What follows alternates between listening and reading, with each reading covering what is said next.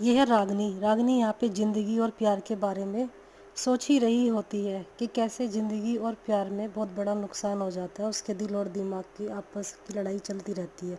तभी एक नर्स उसको बुलाने आती है कि कोई पेशेंट बहुत सीरियस है। तभी वो कहती है कि हमारी हॉस्पिटल में पैसों से ज़्यादा पेशेंट की अहमियत है, please take care of him.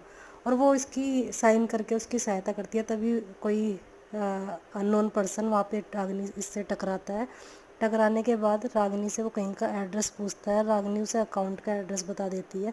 तभी वो रागनी का हाथ पकड़कर उसे थैंक यू करता है, तो रागनी को अच्छा नहीं लगता और रागनी उसे भेज देती है।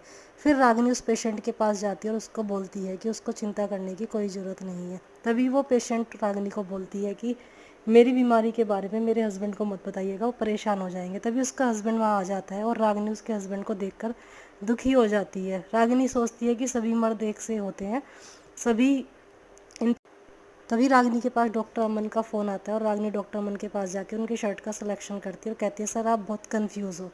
तभी थोड़ी देर बाद वहाँ का स्टाफ आ जाता है जिन्हें डॉक्टर अमन ने बुलाया था। यह है मिस देविका, जो इसकी टेकिंग केयर करती है। फिर रागिनी छुट्टी लेकर घर पे आ जाती है क्योंकि उसकी बेटी को रिश्ते वाले देखने के लिए आ रहे होते हैं, जिससे कि उसकी बेटी प्यार करती है। यह है जिग्नेश। तभी जिग्नेश अपनी फैमिली के साथ रागिनी के घर पर आता है और निशी का हाथ मांगने के लिए। तभी वो निशी को देखता है और बहुत खुश होता है और निशी तैयार होकर उनके सामने आती है।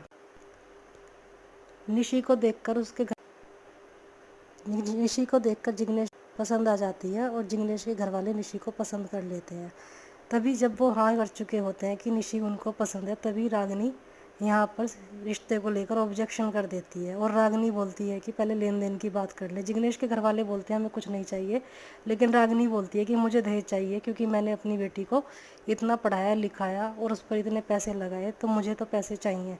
तभी जिग्नेश के घर वाले बोलते हैं कि ऐसे थोड़ी ना होता है, तो रागिनी बोलती है नहीं, मुझे पर पैसे चाहिए क्योंकि मैंने इसको पढ़ाया लिखाया, इसकी स्टडी पे इतना खर्च किया है, अपनी पूरी कमाई मैंने इसकी स्टडी पर लगा दी है। कमाई करती तो मुझे थोड़ा सुकून होता, लेकिन अब मैं क्या करूँगी। तो रागिनी ऐसा बोलती है तो निशी को भी अजीब लगता है। निशी अपनी मम्मी से बहस करती है कि उसने ऐसा क्यों कर रही है। तभी निशी की मम्मी बोलती है कि तुम तो शादी करके चली जाओगी, फिर यहाँ पे कौन जिम्मेदारी संभालेगा, मैंने तुम पे इतना खर्च किया है। ये सब सुनकर जिग्नेश के घर वालों को अच्छा नहीं लगता, तो फिर वो वहाँ से जाने की सोचने लगते हैं। तभी निशी उनको रोकने की कोशिश करती है, लेकिन वो वहाँ से चले जाते हैं।